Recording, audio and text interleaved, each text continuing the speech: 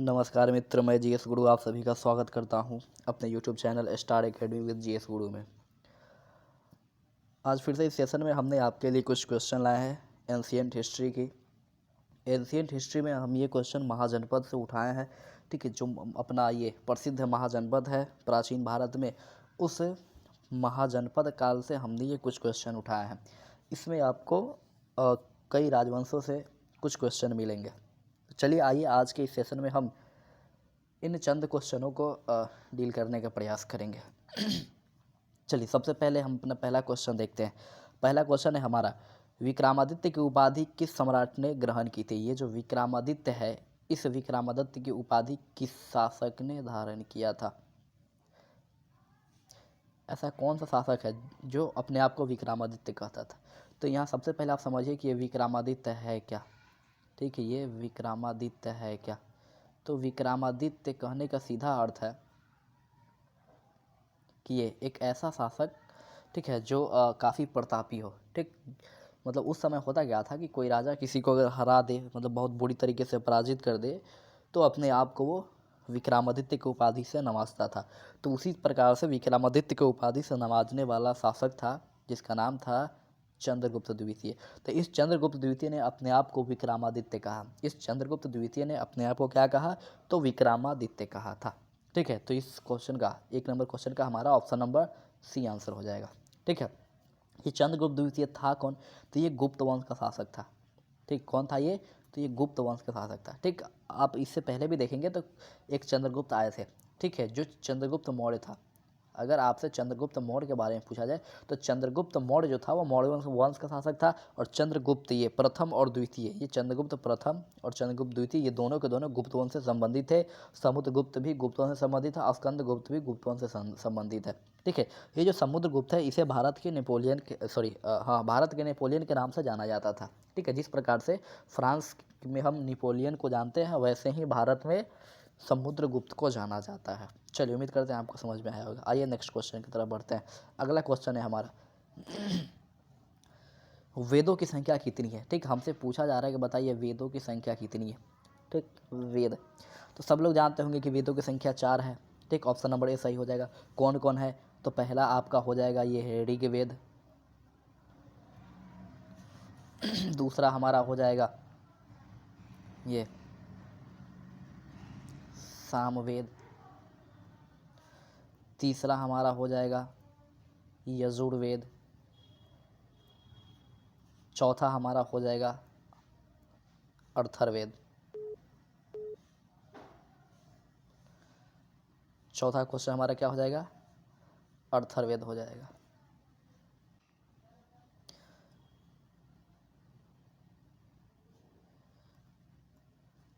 चलिए देखिए, तो ये 4 वेदों के बारे में हमसे पूछा जा रहा है कि वेद की संख्या कितना है। तो चार संख्या है वेदों, कौन कौन? तो ऋग्वेद हो जाएगा, सामवेद हो जाएगा, यजुर्वेद हो जाएगा और अर्थर्वेद हो जाएगा, ठीक है। अब इस चारों वेद में है क्या? तो अगर आपसे ऋग्वेद के बारे में पूछा जाए तो ये ऋग्वेद सबसे प्राचीन वेदों के रूप में जाना जाता है। ऋग्वेद सबसे प्राचीन वेदों के रूप में जाना जाता था। कौन? तो ऋग्वेद, ठीक। ये काफ़ी महत्वपूर्ण है ऋग्वेद, ठीक है। ऋग्वेद में टोटल 10 मंडलों की चर्चा है। ऋग्वेद में टोटल कितने मंडल है? तो 10 मंडलों की चर्चा है। चलिए, इसी 10 मंडल में 9वें मंडल में सोम देवता का उल्लेख किया गया, ठीक। तो यहाँ से कुछ याद रखेंगे। उसके बाद सामवेद, देखिए सामवेद जो है ना, ये संगीत के लिए फेमस था। इसमें संगीत की चर्चा की गई थी। तो सामवेद में किसकी चर्चा है? संगीत की चर्चा। यजुर्वेद में किसकी चर्चा है? तो यजुर्वेद में आपको ये युद्ध, हाँ, युद्ध और यज्ञ की चर्चा आपको देखने को मिल जाएगा यजुर्वेद में। वही अगर आप अथर्ववेद की बात करें तो इस अथर्ववेद में जो भी जादू टोना वगैरह वगैरह जो भी आए थे, उन सभी चीज़ों की चर्चा इस अथर्ववेद में आ गए थे, ठीक है। देखिए वैदिक काल को 2 भाग में बांटा गया है। एक वैदिक काल है 1500 से लेकर 1000 तक, और दूसरा 1000 से लेकर 600 ईसा पूर्व तक, ठीक है। ये 2 कालों में बांटा गया। तो उसमें एक ऋग वैदिक काल है, दूसरा उत्तर वैदिक काल है। तो ये ऋग वैदिक काल जो है, ये ऋग वैदिक काल है। ये ऋग वैदिक काल काफ़ी फेमस हुआ था और यहाँ की व्यवस्थाएँ काफ़ी अच्छी थी। लेकिन जैसे ही ये हमारा उत्तर वैदिक काल आया, धीरे धीरे हमारा समाज एक कुरीति की ओर बढ़ते गया, ठीक है।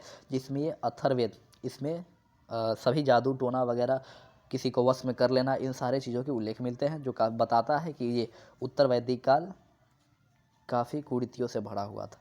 चलिए अगला क्वेश्चन हमारा, किस भारतीय शासक को नेपोलियन की संज्ञा दिया थी? अभी हमने ऊपर बताया किसको, समुद्रगुप्त को। ठीक है, ये समुद्रगुप्त कौन था? तो गुप्त वंश का शासक था, गुप्त वंश का शासक था ये समुद्रगुप्त। देखिए समुद्रगुप्त के, इसको जो है ना, ये अपने आप को वैशाली दौहित्र भी कहता था। ठीक, वैशाली दौहित्र।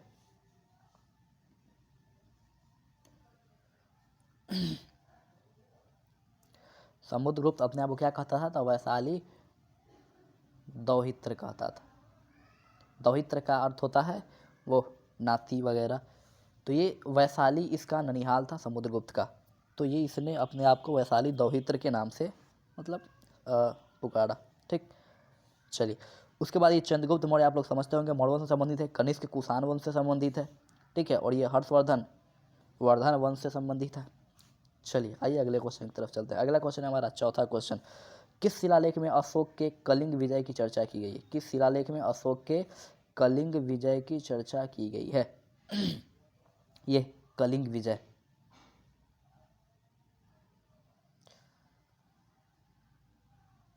देखिए कलिंग विजय की चर्चा, तो कलिंग विजय की चर्चा जो किया गया है वो 13वें शिलालेख में किया गया।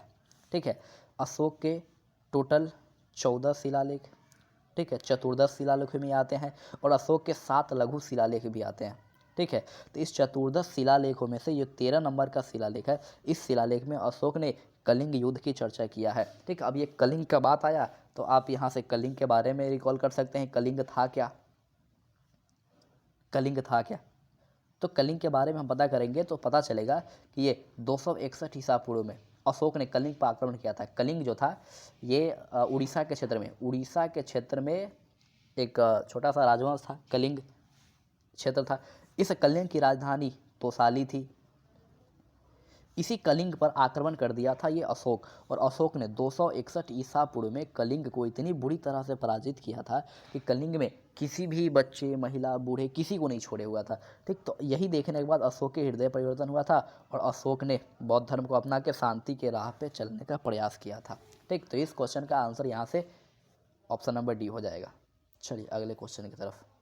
अगला क्वेश्चन है हमारा, कनिष्क का राज्यारोहण तिथि क्या है? ठीक है, मतलब कनिष्क के राजा बनने का तिथि क्या है, कब कनिष्क राजा बना था? ठीक, तो याद रखेंगे कनिष्क 78 ईस्वी में राजा बना था। कनिष्क किस शासन का, किस वंश का शासक था? तो ये कुषाण वंश का शासक था। ठीक, ये कुषाण कहाँ से आए थे? तो ये मध्य एशिया के क्षेत्रों से आए थे, जो मुख्य रूप से यूची कबीला के जाने जाते थे। इस कबीले के लोग थे ये। चलिए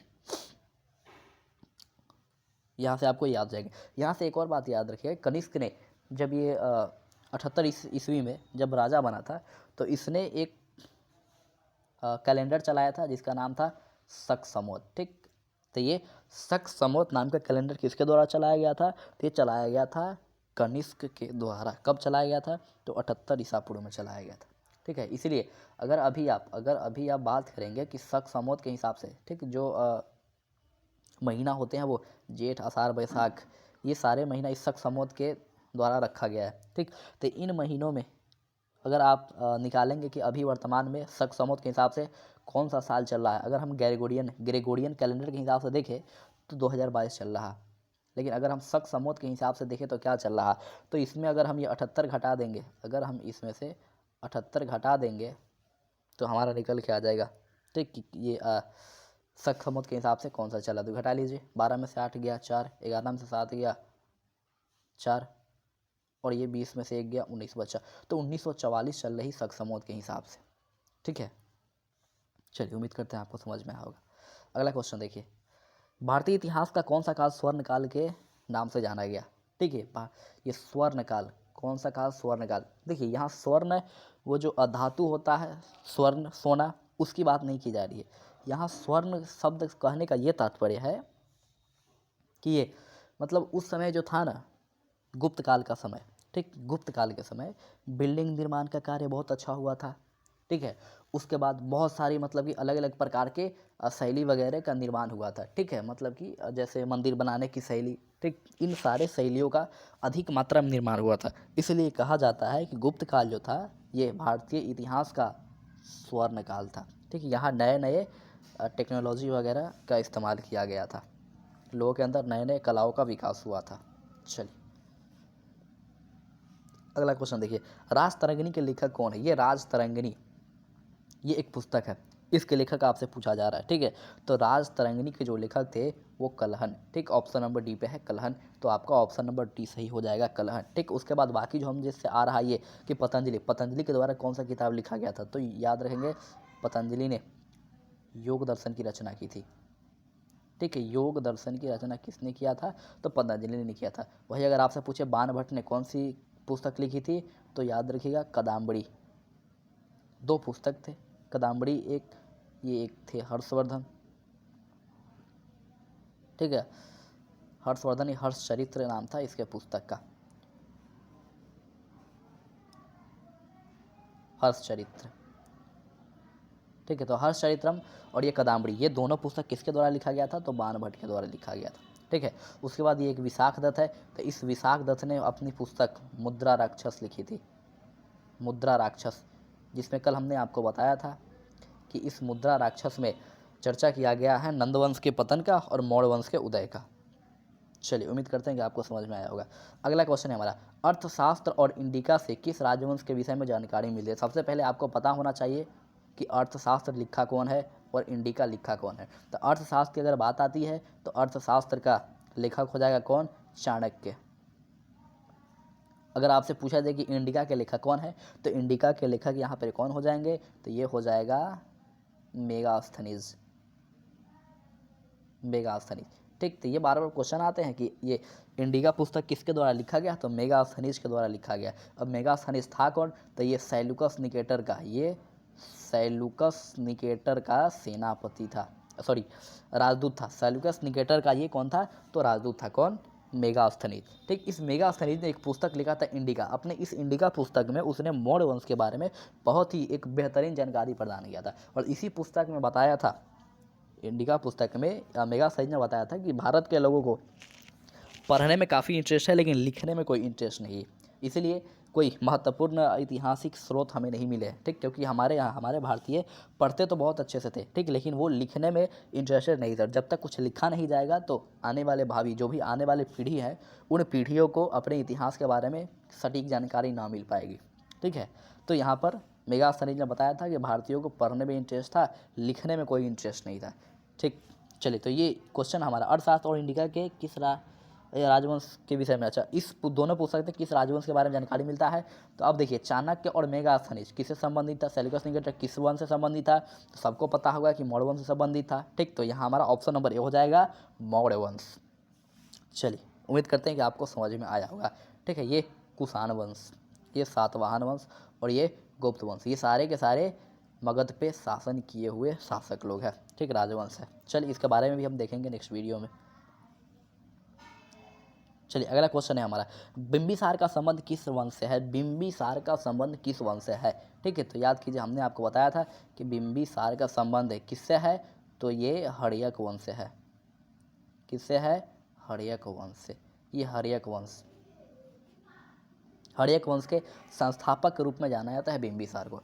और बिंबिसार के बाद हर्यक वंश का दूसरा शासक आया था अजातशत्रु, अजातशत्रु। इसके बाद तीसरा शासक आया था उदयन, चौथा शासक आया था नागदशक, और इसी नागदशक को इसकी नागदशक की हत्या कर दिया था इसका सेनापति शिशुनाग, और इसको मार के उसने शिशुनाग वंश की हत्या किया, शिशुनाग वंश की स्थापना किया था, ठीक है। चलिए उम्मीद करते हैं कि आपको समझ में आ रहा है। ये अजातशत्रु से क्वेश्चन कुछ और बनते हैं, याद रखिएगा। इसके समय में, अजातशत्रु के समय में प्रथम बौद्ध संगीति हुआ था, ठीक है। प्रथम बौद्ध संगीति हुआ था, कब हुआ था?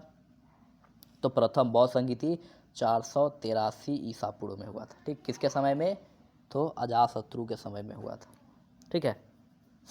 चलिए कहाँ हुआ था? तो ये भी याद रख लीजिएगा, राजगिरी में हुआ था। कहाँ? राजगिरी में हुआ था।